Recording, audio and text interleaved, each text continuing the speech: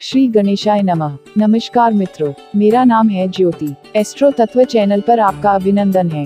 और अभी तक आपने चैनल को सब्सक्राइब ना करा हो तो कर ले, जिससे आपको अपडेट मिलते रहे। और हमारे चैनल के सभी वीडियोस देखिएगा जरूर। और ज्ञानवर्धक वीडियोस के लिए हमारी प्लेलिस्ट जरूर देखें, इससे हमें प्रोत्साहन मिलता है नित नई जानकारी लेने का। आज इस वीडियो के माध्यम से हम सभी जानते हैं दशहरा विशेष। इन 6 श्रापों के कारण हुआ था रावण का वध। अच्छाई की बुराई पर जीत का प्रतीक कहे जाने वाला पर्व दशहरा हिंदू धर्म के सभी महत्वपूर्ण त्योहारों में से एक है। दशहरा एक बेहद पवित्र और विशुद्ध धार्मिक त्योहार होता है, जिसे विजयादशमी के नाम से भी जाना जाता है। यह त्योहार अश्विन माह के शुक्ल पक्ष की दशमी तिथि को अपराह काल में मनाया जाता है। वैसे तो दशहरा को लेकर कई सारी लोक कथाएं और दंत कथाएं प्रचलित हैं, लेकिन माना जाता है कि भगवान राम ने सीता माता की रक्षा के लिए इसी दिन रावण का वध किया था। इसीलिए लोग इस दिन को असत्य पर सत्य के जीत के रूप में मनाते हैं। हिंदू धर्म के सबसे पवित्र त्योहार शारदीय नवरात्रि की शुरुआत हो चुकी है। इस दौरान 9 दिनों तक देवी के 9 विभिन्न रूपों की पूजा अर्चना की जाती है। नवरात्रि के 10वें दिन को दशहरा के रूप में मनाया जाता है। इस दिन विशेष रूप से कई जगहों पर रामलीला का आयोजन किया जाता है और रावण जलाया जाता है। बुराई पर अच्छाई की जीत के रूप में मनाए जाने वाले इस त्योहार पर हर साल रामलीला का आयोजन धूमधाम के साथ किया जाता है। लेकिन क्या आप जानते हैं कि दशहरा पर रामलीला के आयोजन की शुरुआत कब और कैसे हुई? आज हम आपको रामलीला की परंपरा के शुरुआत के बारे में बताने जा रहे हैं। अब जानते हैं यहाँ से हुई थी रामलीला की शुरुआत।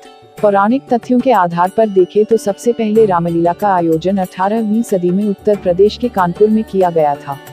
ऐसी मान्यता है कि रामायण काल में भगवान श्री राम के अश्वमेध यज्ञ का घोड़ा यही पकड़ा गया था।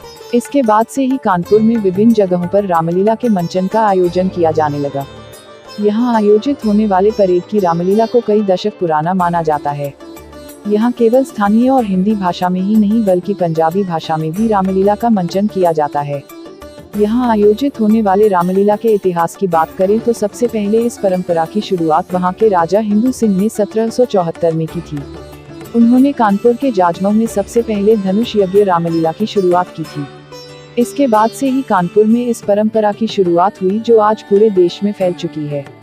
इस तरह से किया गया था रामलीला का सबसे बड़ा मंचन।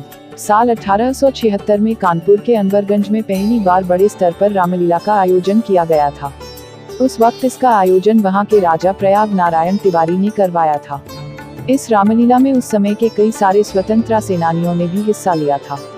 इसी वर्ष परेड रामलीला समिति का भी गठन किया गया था। कुछ वर्षों के बाद महाराजा प्रयाग नारायण तिवारी ने तो रामलीला अध्यक्ष पद से अपना अधिकार वापस ले लिया, लेकिन उनके द्वारा प्रदान किया गए विभिन्न प्रकार के प्रॉप्स का इस्तेमाल आज भी रामलीला समिति द्वारा किया जाता है। ऐसे आगे बढ़ी रामलीला की परंपरा। आपको बता दें कि कानपुर के रामलीला को काफी ऐतिहासिक माना जाता है। रामलीला की परंपरा को आगे बढ़ाते हुए 1849 में शिवली के रामशाला मंदिर में इसका आयोजन किया गया। इस साल से उत्तर प्रदेश में मुख्य रूप से रामचरितमानस के आधार पर रामलीला का मंचन किया जाने लगा। गौरतलब है कि यहाँ हर साल 20 दिनों के लिए रामलीला का भव्य आयोजन किया जाता है। कानपुर के कैलाश मंदिर प्रांगण में भी भव्य रामलीला का आयोजन साल 1880 से किया जाने लगा। यहाँ आयोजित किए जाने वाले रामलीला की खासियत यह है कि दशहरा की सुबह यहाँ विशेष रूप से पहले रावण की पूजा होती है और उसके बाद रामलीला का मंचन किया जाता है। अक्सर आपने अपने बड़े बुजुर्गों से या फिर कहानी की किताबों में यह पढ़ा होगा कि रावण की मृत्यु माता सीता की वजह से हुई थी, लेकिन इस बात की जानकारी बहुत कम लोगों को होगी कि रावण को ऐसे 6 श्राप मिले थे जो उसकी मृत्यु का कारण बने।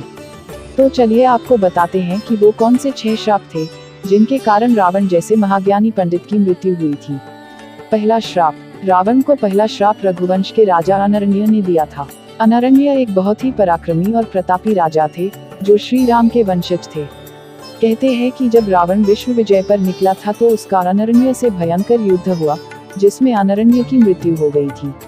लेकिन अपनी मृत्यु से पूर्व उन्होंने रावण को यह श्राप दिया था कि मेरा ही वंशज तुम्हारी मृत्यु का कारण बनेगा।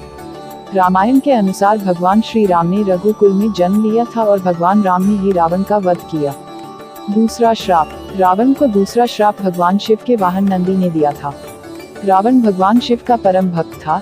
एक बार वह शिव जी से मिलने कैलाश पर्वत गया, जो कि शिव का निवास स्थान माना जाता है।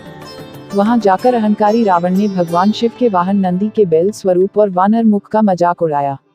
रावण द्वारा अपने उपहास से नंदी बेहद आहत हुए और उन्होंने रावण को श्राप दिया कि एक दिन तेरे समस्त कुल का सर्वनाश वानरों के कारण ही होगा। और जैसा कि हम सभी जानते हैं कि वानरों की सेना के द्वारा ही लंका पर चढ़ाई की गई थी और रावण की पूरी सेना का सर्वनाश किया गया था। तीसरा श्राप।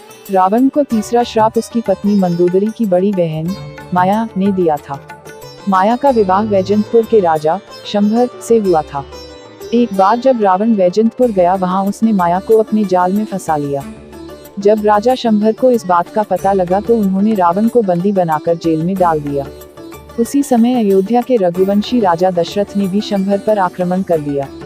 राजा दशरथ के साथ हुए इस युद्ध में राजा शंभर की मृत्यु हो गई। शंभर की मृत्यु के बाद माया उनके वियोग में सती होना चाहती थी। वासना में डूबे रावण ने माया को अपने साथ लंका चलने के लिए कहा। तब दैख में डूबी माया ने क्रोधित होकर रावण को यह श्राप दिया कि एक दिन तुम सती स्त्री की वासना के कारण ही मारे जाओगे। चौथा श्राप। चौथा श्राप रावण को एक तपस्विनी से मिला था। रावण एक बार भ्रमण करने के लिए अपने पुष्पक विमान से निकला। रास्ते में उसने एक सुंदर स्त्री को देखा, जो कि एक तपस्विनी थी और भगवान विष्णु को पति रूप में पाने के लिए तपस्या कर रही थी। रावण ने उस स्त्री के साथ दुर्व्यवहार करते हुए बालों से पकड़कर घसीटना शुरू कर दिया और अपने साथ लंका चलने के लिए कहा। तपस्या भंग किए जाने और अपने अनादर से दुखी तपस्विनी ने अपना शरीर त्यागते हुए रावण को श्राप यह दिया कि एक दिन तेरी मृत्यु का कारण एक स्त्री बनेगी। पांचवा श्राप। लंकापति रावण को पांचवा श्राप उसके बड़े भाई कुबेर के बेटे नलकुबेर ने दिया था। कहा जाता है कि तीनों लोकों को जीतने की इच्छा से एक बार जब रावण स्वर्गलोक पहुंचा तो उसकी नजर एक खूबसूरत अप्सरा पर पड़ गई, जिसका नाम रंभा था। रंभा ने रावण से कहा कि मैं तुम्हारे भाई कुबेर के बेटे नलकुबेर के लिए आरक्षित हूँ, लेकिन कामवासना में डूबे रावण ने रंभा की एक न सुनी और उसके साथ दुराचार किया। जब इस बात की जानकारी नलकुबेर को हुई तो उसे बहुत पीड़ा हुई और उसने रावण को यह श्राप देते हुए कहा कि आज के बाद अगर तुमने किसी भी स्त्री को उसकी मर्जी के बिना छूने की कोशिश की तो तुम्हारे सिर के 100 टुकड़े हो जाएंगे। छठा श्राप। रावण को छठा श्राप उसकी खुद की बहन शूर्पणखा ने दिया था।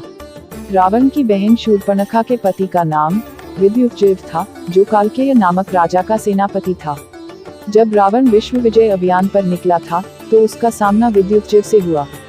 रावण ने अपने ही जीजा विद्युच्चैव को युद्ध में हराकर उसका वध कर दिया।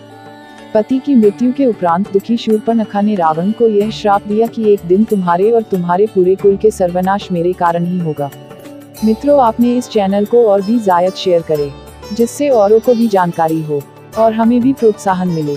तो मित्रों, हमारे चैनल एस्ट्रो तत्व में दी गई ये जानकारी आपको कैसी लगी, हमें कमेंट कर बताएं। चैनल को लाइक, शेयर और सब्सक्राइब करें और हाँ, घंटी वाले आइकॉन को भी दबाएं। और चलते चलते खुश रहें, मस्त रहें, आबाद रहें, स्वस्थ रहें। धन्यवाद मित्रों।